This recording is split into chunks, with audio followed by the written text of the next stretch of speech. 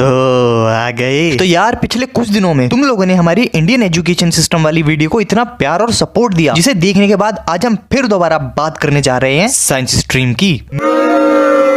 मेरा मतलब है इंडियन साइंस स्ट्रीम की। अभी मजा आएगा ना। तो फिर इसी बात पे बिना देरी के इंट्रो लगाओ। क्या कभी जीरो से डिवीजन होता है? क्या कभी बिन कैल्सी एडिशन होता है?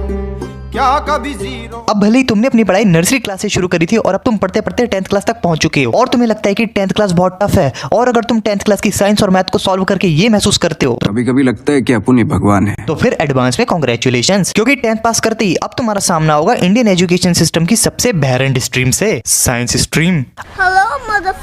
जब भी हम बात करते हैं साइंस स्ट्रीम की, तो ऐसे कितने बच्चे हैं जो ये सोचते हैं कि हमें साइंस लेने के बाद में टेक्नोलॉजी के बारे में सीखने को मिलेगा, रिसर्च करने को मिलेगी, खुद की इन्वेंशन करेंगे, खुद की थीसिस या बुक्स लिखेंगे, नई नई डिस्कवरीज करेंगे। मुश्किल से ऐसी सोच रखने वाले 100 में से 5% स्टूडेंट्स ही होंगे जो साइंस को दिल से पढ़ना चाहते हैं और साइंस के लिए बहुत ही ज्यादा क्यूरियस हैं और शायद साइंस से कुछ सीखना चाहते हैं। लेकिन जब मैं बात करता हूँ इंडियन साइंस स्ट्रीम की, तो यहाँ सब कुछ उसका उल्टा ही है।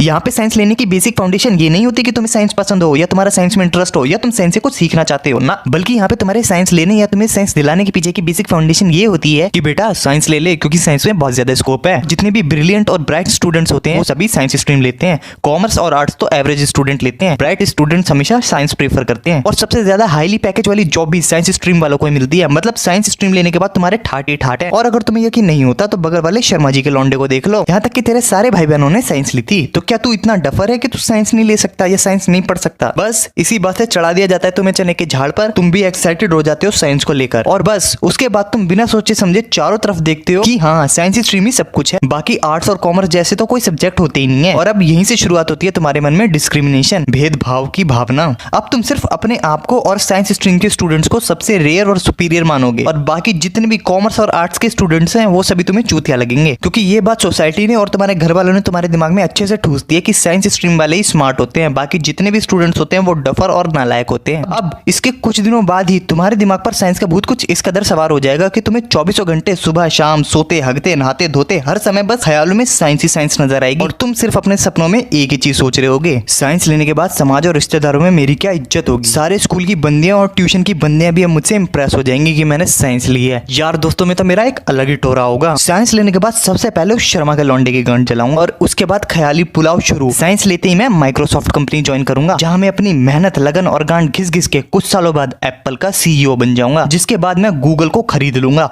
और उसे खरीद कर टेस्ला को बेच दूंगा, जिससे इलॉन मस्क मुझसे खुश हो जाएगा और वो पूरी की पूरी टेस्ला कंपनी मेरे नाम कर देगा। और फिर उसके बाद तो पैसा ही पैसा होगा। मस्त प्लान है। अब जैसे ही तुम अपने 10th के रिजल्ट के बाद स्कूल पहुंचते हो और एडमिशन फॉर्म की लाइन में लगते हो, तो तुम देखते हो कि वहां पे 1 किलोमीटर लंबी लाइन लगी हुई है फॉर्म सबमिशन के लिए। वहां लगभग हर एक स्टूडेंट ने अपनी स्ट्रीम की जगह साइंस डाल रखी है। यहाँ तक कि इवन जिन बच्चों के 48% आए हैं, 48%, उन बंदों ने भी साइंस स्ट्रीम डाल रखी है। शर्म करो, भगवान से डरो, भोसड़ी वालों, भगवान से डरो। या तुम किसी भी बच्चे से पूछ लो कि तुम्हें क्या बनना है या कौन सी स्ट्रीम लेना चाहोगे, 100 में से 90 या 95% स्टूडेंट्स यही बोलेंगे कि उन्हें साइंस लेनी है, या उन्हें इंजीनियर बनना है, या तो फिर डॉक्टर, क्योंकि उसके अलावा ना कोई स्कोप होता है और ना ही कोई नौकरी। हमारे इंडिया में इतने बुरी तरीके से हर एक बच्चे का माइंड ब्रेन वॉश कर रखा है कि सिर्फ इन्हीं 2 फील्ड्स में जॉब है, बाकी और किसी जगह तो कोई करियर है ही नहीं। खैर अब इसमें बच्चों का भी क्या कसूर, जब सोसाइटी, पेरेंट्स और टीचरों ने उनके दिमाग में भर दिया है कि साइंस स्ट्रीम बेहतर है, तो इसमें उनकी क्या गलती कि वो साइंस स्ट्रीम के पीछे पागल है। तो फिर इसके बाद शुरू हो जाती है एक रैट रेस, जिसमें हर एक बच्चा अपनी साइंस स्ट्रीम को सिक्योर करने के लिए 10th क्लास की तैयारी में लग जाता है और अपनी गांड घिस घिस के 90% से ऊपर लाने की कोशिश करता है, ताकि वो अपनी एक सीट सेव कर सके साइंस स्ट्रीम में। अब यहाँ तक भी चैन नहीं था। यहाँ बोला जाता है कि बस बेटा 10th कर लो, मौज ही मौज है। 10th लेने के बाद 11th 12th में हमने गांड मरवा मरवा के साइंस पढ़े, उसके बाद पता लगता है कि अभी तो तुम्हें कॉम्पिटेटिव एग्जाम्स भी देना है। अब इसके बाद फिर शुरू होता है जी मेंस और जी एडवांस का चक्कर, जहाँ हर एक बंदे को IITian बनना है। लेकिन सोचने वाली बात यह है कि इस रैट रेस के चलते सभी बच्चे सिर्फ पढ़ाई में कॉम्पिटिशन करते हैं, ना ही वो कुछ समझना चाहते हैं, ना ही वो कुछ पढ़ना चाहते हैं। इस चक्कर में वो लर्निंग को छोड़कर सिर्फ और सिर्फ अर्निंग की ओर फोकस करने लगे। तो इस तरीके से भले ही तुम्हें नौकरी मिल जाए, जो तुम भले ही तरक्की कर जाओ, लेकिन देश को कोई दूसरा APJ अब्दुल कलाम या श्रीनिवास रामानुजन जैसे महान साइंटिस्ट या मैथमेटिशियन तो मिलने से रहे, क्योंकि कोई भी बिल्कुल भी डिफरेंट या अलग सोचना ही नहीं चाहता। और खैर इसी रेट रेस के चक्कर में mostly 90 to 95% student science stream के पीछे सटे आए हुए हैं। उन्हें सिर्फ और सिर्फ साइंस स्ट्रीम चाहिए, उन्हें फर्क नहीं पड़ता उनके नंबर उतने है भी, उनमें वो कैपेबिलिटी है भी, क्या वो इस स्ट्रीम को पढ़ भी पाएंगे, उन्हें इस चीज से बिल्कुल फर्क नहीं पड़ता। उन्हें सिर्फ सिर्फ साइंस स्ट्रीम से मतलब पड़ता है। और जब हम फॉर्म की लाइन में खड़े होते हैं जहाँ पे भिन्न भिन्न प्रकार के स्टूडेंट अपने फॉर्म जमा करा रहे होते हैं, तो वहाँ पे हमें कुछ ऐसे भिन्न भिन्न प्रजातियों के लोग दिखाई देते हैं जो कोई अलग ही तरीके का महंगा माल फूक कराते हैं। मतलब तुमने कभी सोचा है कॉइन को उछाल कर ये डिसाइड हो रहा है कि साइंस लेनी है कि कॉमर्स? हमारे स्कूल में कुछ बच्चे यही कर रहे थे, गुटके का तमाकू का पाउच उड़ाकर या सिक्का उड़ाकर वो डिसाइड कर रहे थे कि साइंस लेनी है कि कॉमर्स लेनी है। बताओ। और ये तो कुछ भी नहीं, स्ट्रीम डिसाइड करने के लिए लोग भिन्न भिन्न प्रकार के आइडिया यूज करते हैं। जैसे कि नंबर 1, ये वो लोग होते हैं जिन्हें 10th में डिसाइड कर लिया होता है कि उन्हें कौन सी स्ट्रीम लेनी है। नंबर 2, ये वो लोग होते हैं जो पहले अपने पेरेंट्स से पूछेंगे, फिर अपने टीचर से पूछेंगे, उसके बाद अपने दोस्त से डिस्कस करेंगे, फिर जाके फाइनली ये वो स्ट्रीम चूज कर लेंगे जो इन्हें चाहिए। नंबर 3, ये वो लोग होते हैं जो अपनी परसेंटेज अपने मार्क्स के अकॉर्डिंग स्ट्रीम चूज करते हैं। नंबर 4, ये वो लोग होते हैं जो पहले टीचर से पूछेंगे, फिर पेरेंट्स से पूछेंगे, फिर दोस्तों से पूछेंगे, लेकिन आखिर में लेंगे वही जो इन्हें डिसाइड कर रखा है। नंबर 5, ये वो लोग होते हैं जो अपने दोस्तों को देखकर स्ट्रीम लेते हैं। इन्हें घंटा फर्क नहीं पड़ता कि इनसे वो पढ़ाई होगी नहीं होगी। अगर रवि साइंस ले रहा है तो मैं भी साइंस लूंगा, अगर रवि ने कॉमर्स ली तो मैं कॉमर्स लूंगा, क्योंकि भाई तेरे साथ है, जिधर जाएगा अपन उधर ही चलेगा, करियर गया गांड मराने। नंबर 6, ये वो लोग होते हैं जो साइंस तो ले लेते हैं लेकिन फिर इनकी मैथ से फटती है, तो मैथ्स की जगह ये अल्टरनेट में बायोलॉजी ले लेते हैं, तो ये पीसीएम की जगह पीसीबी ले लेते हैं, लेकिन इन्हें ये नहीं पता होता कि फिजिक्स और केमिस्ट्री इनके लिए तेल लगाकर इंतजार कर रही है। नंबर 7, ये वो लोग होते हैं जिन्हें घंटा फर्क नहीं पड़ता कि इनसे मैथ हो पाएगी नहीं हो पाएगी, साइंस इन्हें समझ आएगी नहीं आएगी, फिजिक्स इनसे होगी नहीं होगी। इन्हें सिर्फ इस बात से फर्क पड़ता है कि इन्हें कैसे भी करके बस साइंस मिल जाए, भले इनकी 45% आई हो, लेकिन इन्हें घंटा फर्क नहीं पड़ता। इन्हें सिर्फ शो ऑफ करना है, इन्हें सोसाइटी और यार दोस्तों में अपना टोरा झाड़ना है, इसलिए इन्हें सिर्फ साइंस चाहिए। फिर भले ही अगले साल फेल हो जाए या इनकी बैक आ जाए, लेकिन जैसे जैसे समय बीतता है और पढ़ाई का प्रेशर इनके ऊपर बढ़ता जाता है, तब इन्हें यह एहसास होता है जो इसमें आया। जिंदगी के लौड़े लग जाएं, करियर के लौड़े लग जाएं, वो चलेगा, लेकिन शो ऑफ नहीं जाना चाहिए। गाड़ फटे तो फटे, नवाबी न घटे। और फिर यही भिन्न भिन्न 7 तरह की प्रजातियां आपस में मिलकर एक क्लास बनती हैं, जिसके अंदर ये सारे बैचमेट तुमसे मिलते हैं और तुम इनसे मिलते हो, और फिर इसके बाद शुरू होता है तुम्हारा साइंस स्ट्रीम का सफर। शुरू हो गया।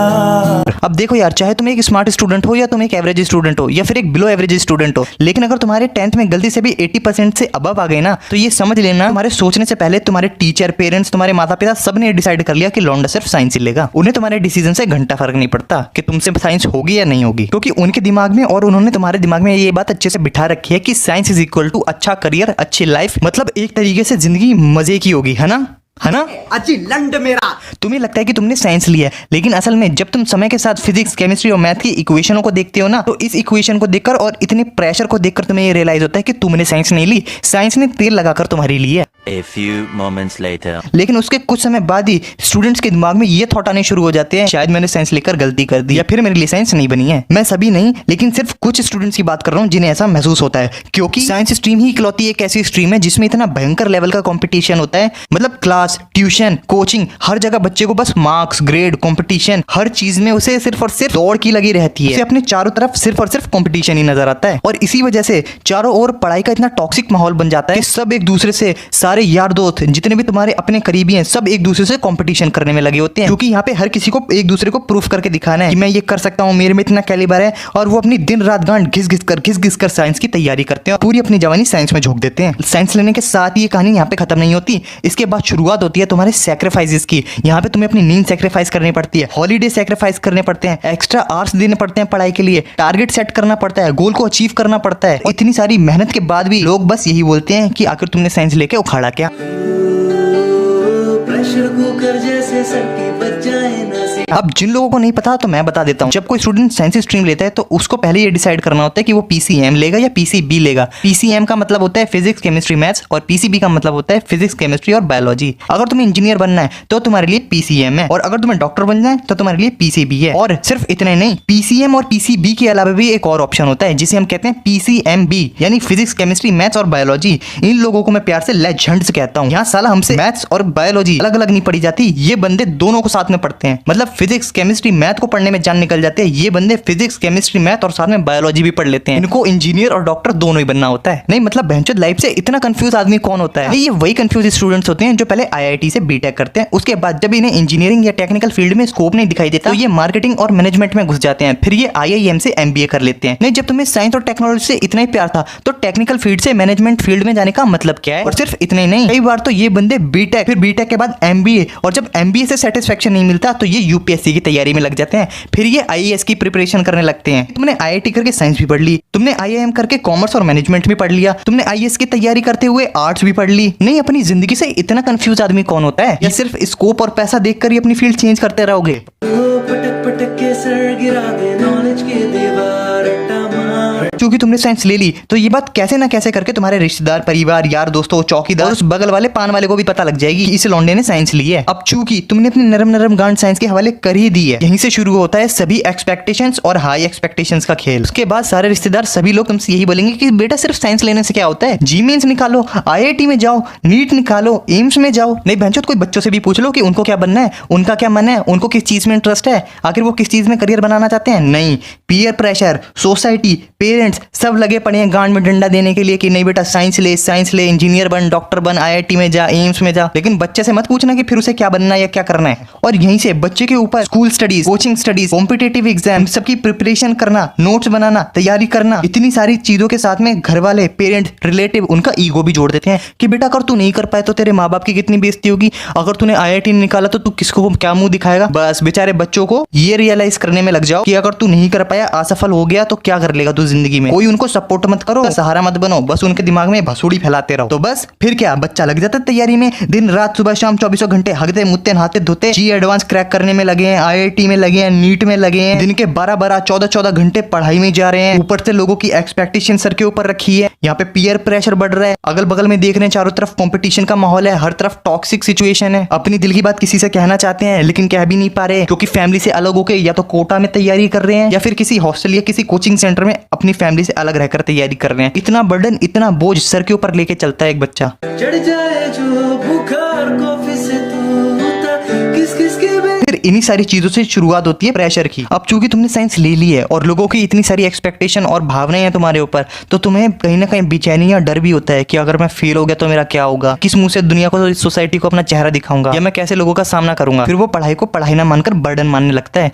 क्योंकि रोज के 10 से 12-14 घंटे पढ़ पढ़कर वो इतना ज्यादा थक जाता है जिसकी कोई हद नहीं। लेकिन बच्चों के दिमाग पे जो कॉम्पिटेटिव एग्जाम्स का बोझ है ना, वो इन्हें रेस्ट तक करने नहीं देगा क्योंकि इन्हें पता है कि अगर इन्होंने रेस्ट किया तो कोई और बंदा इनसे आगे निकल जाएगा। और फिर उसके बाद इसी सारी थकान के कारण उनके मन में आते हैं कई प्रकार के थॉट कि क्या मैं जीमेंस निकाल पाऊंगा, क्या मेरे 12th में 95% आ पाएंगे, क्या मैं 95% से अब स्कोर कर पाऊंगा, कहीं मेरे माँ बाप की बेइज्जती तो नहीं हो जाएगी, कहीं मैं किसी की नाक तो नहीं कटवा दूंगा। मम्मी पापा को, रिश्तेदारों को, सोसाइटी को, उन सभी की उम्मीदों को बच्चा अपने सीने पे रख के चलता है। उसके मन में कई बार गलत थॉट्स भी आते हैं कि मुझे साइंस नहीं लेनी चाहिए थी या फिर मैं क्विट कर देता हूँ। लेकिन इन सब के बावजूद भी वो अपनी पढ़ाई पर फोकस करता है। लेकिन कहीं ना कहीं किसी ना किसी जगह पर कुछ ऐसे टीचर्स, दोस्त, सोसाइटी या लोग जरूर होते हैं जो तुम्हें डिमोटिवेट करने में लगे रहते हैं कि भाई 10 घंटे पढ़ने से क्या होता है, उसने 14 घंटे पढ़ा था तब उसका निकला था, 12 घंटे पढ़ने से क्या होता है, उसने 16 घंटे पढ़ा था तब जाके उसका IIT निकला था। उसका निकलाओ। हर एक बंदे की अपनी कैपेबिलिटी होती है, हर एक बच्चे का अपना कैलिबर होता है, वो उसकी मर्जी वो कितने घंटे पढ़ सकता है। ये थोड़ी है कि बच्चों अपने ऊपर 20-20 घंटे पढ़ाई करे और फिर बीमार पड़ जाए। और फिर वो बच्चा भी डर के मारे कहीं ना कहीं ये बात सुन के कि 12 से 16 घंटे की तैयारी करनी चाहिए, वो भी लग जाता है इसी तैयारी में।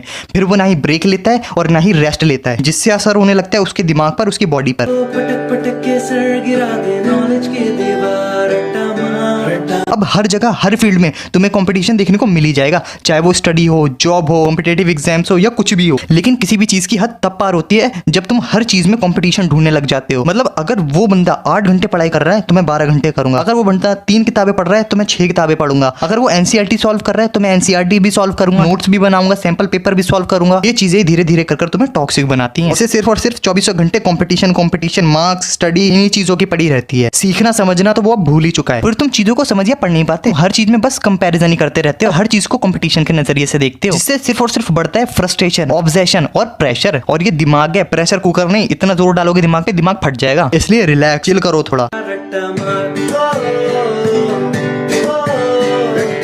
जब तुम साइंस स्ट्रीम लेते हो तो एक बात तो पक्का होती है कि साइंस की पढ़ाई बाकी सब्जेक्ट से ज्यादा हार्ड होती है और साइंस को तुम्हें और सब्जेक्ट के मुकाबले ज्यादा टाइम देना होता है। लेकिन दिमाग खराब तब होता है जब साइंस स्ट्रीम बोलकर हमें हर चीज पर ब्रेक या रेस्ट लेने से मना कर दिया जाता है। अब तुम्हारा तो नहीं पता, लेकिन हमारे स्कूल में साइंस स्टूडेंट्स को एक्स्ट्रा करिकुलर एक्टिविटी या किसी भी स्पोर्ट्स डे पर पार्टिसिपेट करने से मना कर दिया जाता है कि बेटा तुम तो साइंस स्टूडेंट हो, ये ड्रामा क्लास जाके, म्यूजिक क्लास जाके, डांस क्लास जाके या स्पोर्ट्स डे में पार्टिसिपेट करके या एनुअल डे में पार्टिसिपेट करके क्या अपना टाइम वेस्ट कर रहे हो, जाओ जाके क्लास में पढ़ाई करो। मतलब बच्चों के पास गिनती चुनती यूनिवर्सिटी में एक पीरियड बचता है फ्री टाइम के लिए, वो भी साइंस वालों को नहीं मिलता। यहाँ आर्ट्स वाले कॉमर्स वाले बाहर खेल रहे होते हैं, फ्री पीरियड में एंजॉय कर रहे होते हैं। हमारे फ्री पीरियड में हमारा क्लास टीचर आके हमें बस एक ही चीज बोलता है कि सभी अपनी पढ़ाई पर ध्यान दो, वो बाहर नालायक बच्चे खेल रहे हैं उन पे ध्यान मत दो। मतलब हद है। यहाँ उठकर आकर टॉयलेट भी जाना ना, सर में आई गो टू टॉयलेट, मुतने जा सकते हैं? नहीं, बैठ जाओ, टाइम वेस्ट होगा, पढ़ाई करो। नहीं बहनचोद, वो दिन भी दूर नहीं है जब बच्चों को ना मूतने भी जाने नहीं दिया जाएगा, बोल दिया जाएगा कि बेटा पढ़ाई पे ध्यान दो, यहीं डेस्क में मुद्दो, कोई जरूरत नहीं है टॉयलेट जाने की, टाइम वेस्ट होगा, यहीं पे मुद्दो। नहीं बहनचोद, दिमाग का भोसड़ा कर दिया यहाँ पे, कोई चैन नहीं लेने देता बिल्कुल भी। साइंस लेके हमने क्या गलती कर दी क्या? हम कैदी बन गए क्या? हमारे हाथ में बेड़ियां बांध दो बहनचोद। मतलब कोई भी टीचर, प्रिंसिपल, कोई भी तुम्हें चैन नहीं लेने देता। कोई करिकुलर एक्टिविटी कर सकते हो, ना ही डांस, पेंटिंग जैसी चीजों के बारे में सोच सकते हो। तुम्हें सिर्फ और सिर्फ पढ़ना है, मैथ्स, फिजिक्स, केमिस्ट्री, बायो, बस करते रहो पूरे दिन यही, बाकी सब कुछ गया गण मराने। इतनी सारी चीजों को झेलकर जब तुम्हारे दिमाग में टेंशन और डिप्रेशन और एंजाइटी होने लगती है, तब तुम्हें लगता है कि साइंस लेकर मैंने बहुत बड़ी गलती कर दी, क्योंकि इतना सब कुछ मुझसे अब झेला नहीं जाता। अब कहीं ना कहीं तुम्हारे दिमाग, तुम्हारे मन में तुम्हारा सेल्फ बिलीव भी टूटने लगता है कि हाँ, मैं पढ़ने वाला स्टूडेंट हूँ, मैं साइंस पढ़ना चाहता था, लेकिन ये टॉक्सिक एनवायरनमेंट अब मेरे से झेला नहीं जाता। कॉम्पिटिशन, ये स्ट्रेस, ये एंजाइटी, डिप्रेशन, ये सब अब मेरी बर्दाश्त से बाहर हो रहे हैं। अब मेरे को पढ़ाई नहीं लगती, ऐसा लगता है कि मानो ये जेल हो। अब हर एक मार्क्स ऐसा लगने लगा है जैसे वो मार्क्स ना हो, मेरी जिंदगी का फैसला हो, क्योंकि हर कोई मुझे मेरे मार्क्स के बेसिस पे जज करने लगा है। अब इन सारी चीजों से जब बच्चा थक जाता है, हार जाता है, तो वो एक कमरे में बैठकर रोता है, डिप्रेस होता है, उसके मन में एंजाइटी, स्ट्रेस बढ़ता है, क्योंकि अब उन्हें लर्निंग से ज्यादा फोकस कराया जाता है कि बेटा लर्निंग पे ध्यान मत दो, रैंक क्या आ रहा है, तुम्हारा स्कोर क्या आ रहा है, तुम्हें डॉक्टर बनना है, तुम्हें नीट क्रैक करना है। इतनी सारी चिंताओं के कारण बच्चा धीरे धीरे मरने लगता है। पहले वो धीरे धीरे खाना पीना छोड़ता है, फिर उसका धीरे धीरे उसकी पसंदीदा चीजों पे, जो डांस, म्यूजिक होती है, उन पे उसका इंटरेस्ट छूटने लगता है। फिर वो बाहर की चीजें, लोगों और रिश्तेदारों के फोन उठाना बंद करता है, और यहाँ से शुरुआत होती है उसके डिप्रेशन और एंजाइटी में जाने की। सबको यहाँ पे अपना अपना स्ट्रगल, अपनी अपनी चीजें दिखती हैं, लेकिन कोई ये नहीं जानना चाहता कि बच्चों पे क्या बीतती है, उनके मन में क्या चल रहा है। वो टेंशन या डर के कारण ही कुछ बातें किसी से ना बांटते हुए अपने अंदर रखते हैं, जो बातें उनके ऊपर हावी होने लगती हैं, और फिर वो कभी ना कभी ऐसा गलत स्टेप ले ही लेते हैं।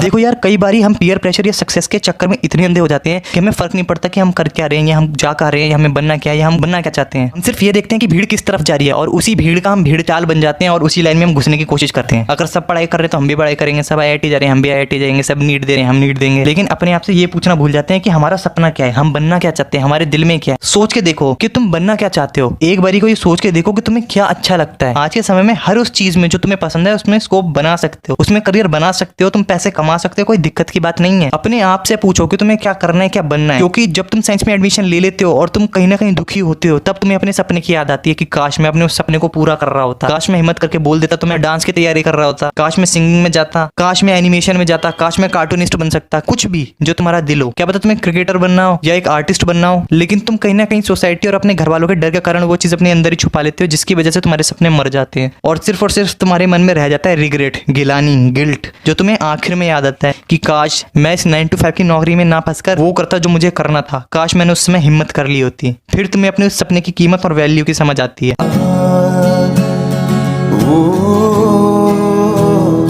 देखो यार, इस पूरी वीडियो में मेरा मकसद किसी को डीमोटिवेट या डराने का नहीं था, बल्कि ये चीजें वो है जो तुम्हें पहले कोई नहीं बताएगा, लेकिन जब तुम साइंस ले लोगे तब तुम्हें रियलिटी फेस करनी पड़ेगी। और सभी लोग सिर्फ तुम्हें सक्सेस का ही चेहरा दिखाते हैं कि तुम इतने सक्सेसफुल बन जाओगे, इतना कमा लोगे, इतना पैकेज लग जाएगा, लेकिन तुम्हें कोई रियलिटी नहीं बताएगा कि तुम्हें कितना पढ़ना पड़ेगा, कितनी दिक्कत होगी, कितनी चीजें सहनी पड़ेंगी। तो इस वीडियो का सिंपल सा मकसद यही है कि अगर तुम सही में इतने मेहनती और हार्ड वर्किंग हो, तुम्हें साइंस पसंद है, तुम्हें मैथ्स करना अच्छा लगता है, तुम्हें फिजिक्स से लगाव है, तो भाई all the best for the future. तुम साइंस कर लोगे, तुम साइंस में अपना स्कोप बना लोगे, तुम साइंस के लिए ही बने हो। लेकिन अगर तुम्हारे मन में हल्का सा भी डाउट है ना कि मैं साइंस नहीं पढ़ पाऊंगा या नहीं ले पाऊंगा, या ये मेरी कैपेबिलिटी से बाहर है, या मैं शो ऑफ के लिए ले रहा हूं, तो भाई बिल्कुल भी गलती मत करना। पहले लेने से पहले 4 बार सोच लेना, कहीं ऐसा ना हो कि साइंस लेने के बाद में तुम अपना समय, टाइम, एनर्जी सब बर्बाद करो और बाद में तुम्हें रियलाइज हो कि तुमसे गलती हो गई। वरना आजकल मोस्टली स्टूडेंट हाई पैकेज के चक्कर में IIT, IIM इन सब की चकाचौंध में इतने अंधे हो जाते हैं कि वो असलियत देख ही नहीं पाते। इसलिए फोकस कर ये डिसाइड कर लो कि लाइफ में करना क्या या बनना क्या है। अगर साइंस पढ़नी है तो मन लगा के, नहीं पढ़नी तो क्या करना है वो भी डिसाइड कर लो। क्योंकि अगर तुम डिसाइड नहीं करोगे ना, तो तुम्हारा हाल उन्हीं स्टूडेंट्स की तरह हो जाएगा